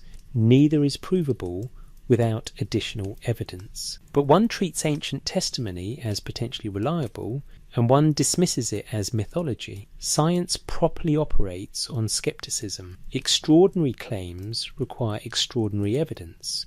The claim that sophisticated civilization existed before the Sumerian period, that it was disrupted by catastrophe, that survivors transmitted its knowledge, is extraordinary by the standards of conventional chronology. But the claim that the Sumerians independently invented complete writing systems, sophisticated mathematics, complex astronomy, advanced architecture, systematic medicine, and comprehensive law codes within a few generations, leaving no trace of the development process, is also extraordinary. Both require evidence. Both stretch what we usually observe about cultural development. Both challenge standard assumptions. The difference is that one has textual testimony supporting it, and one requires dismissing that testimony as unreliable. What makes the survival interpretation compelling is its simplicity. It doesn't require aliens from space. It doesn't require lost super technology. It doesn't require mystical explanations or supernatural intervention. It requires only that sophisticated civilization developed earlier than we currently recognize, that catastrophic flooding events disrupted it severely, and that survivors preserved knowledge and transmitted it to rebuilding populations. This is precisely what humans do when catastrophe strikes.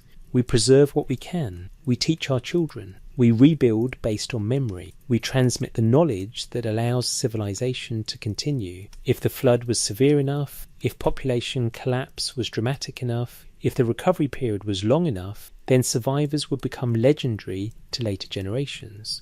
Their knowledge would seem impossible. Their abilities would appear superhuman. Eventually they might be remembered as gods, as Anunnaki, as beings from heaven who brought civilization. But at the source, they might simply have been people, educated people, survivors, with knowledge. The tablets preserve their names: Alulim, Zisudra, the Apkallu, figures from the old world from before, carrying memory forward. Whether future archaeology will confirm this interpretation remains unknown. Underwater surveys of ancient coastlines have barely begun. Deep excavations of the oldest Mesopotamian sites remain incomplete.